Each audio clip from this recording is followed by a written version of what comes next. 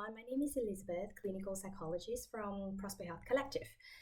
Today, I'm recording a vlog on the month of Autism Awareness Month, right? So, my topic today is about going from sensory overload to resilience.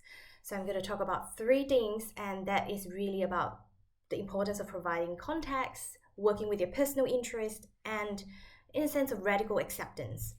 So, I'm gonna base this video mostly on Dr. Peter Vermeulen's research on the predictive brain, because we know that there's so much unpredictability in the world around us and in the daily. So like surprise meeting at work, unplanned social interaction, or maybe just even a shift in our routine.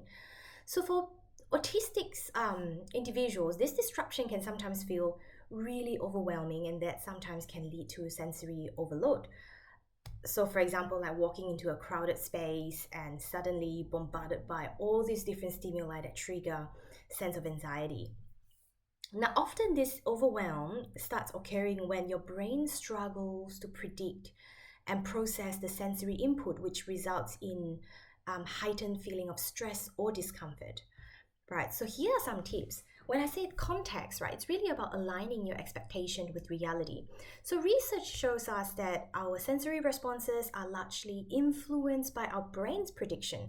So when the brain encounters unpredictability, it will struggle to process sensory input effectively, and then that leads to heightened stress and emotional reactivity. So when you know the context of a situation, it can really help to reduce that reactivity, because you can start aligning on helping yourself to align your expectation with reality.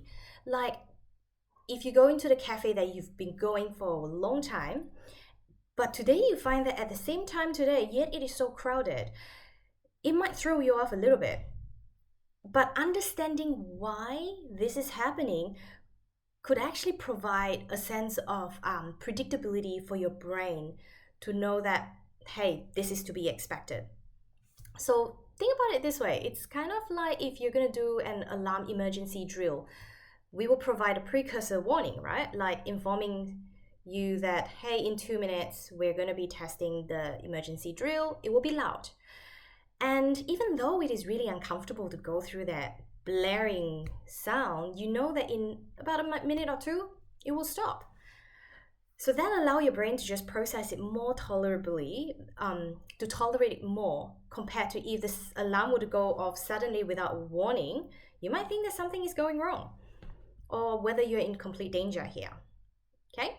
Point number 2 here, it's coming back to the sense of radical acceptance. So when we look at discomfort, it doesn't mean that you have to like it, right? Your radical acceptance is actually really important to build resilience. The acceptance is about accepting the present moment, even if it's overwhelming for you, and not try to fight or judge or resist too much.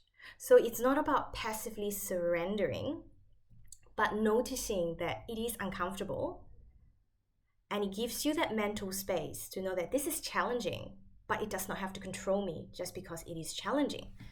It gives you the permission to experience a level of discomfort, like last minute work change or a crowded cafe, without being swept away from it, by it.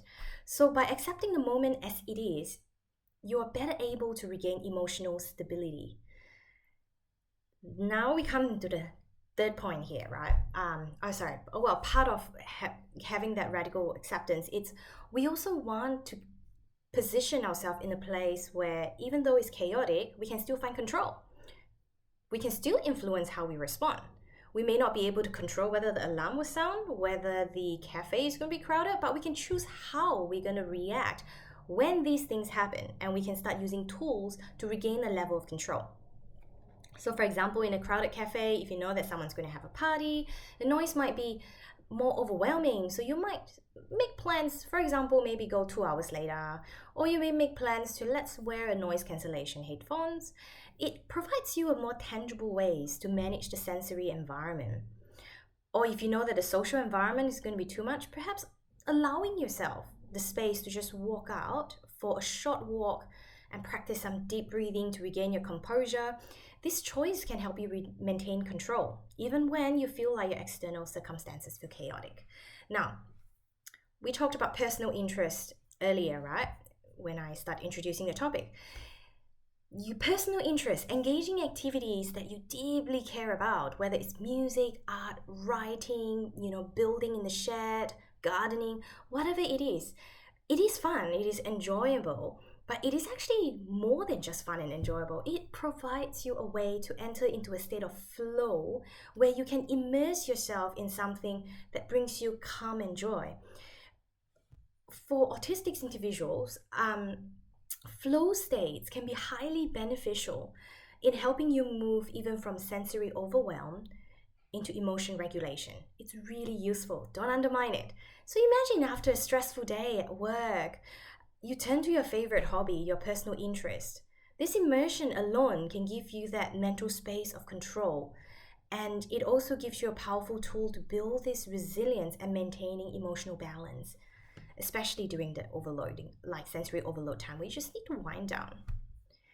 Okay, so in conclusion, right? See, life may be full of unpredictability, and sometimes we cannot control when disruptions or sensory overload happen, but we do have the power to influence how we respond and positioning ourselves in the best strategic position to take manage of our situation and our own body, ourselves.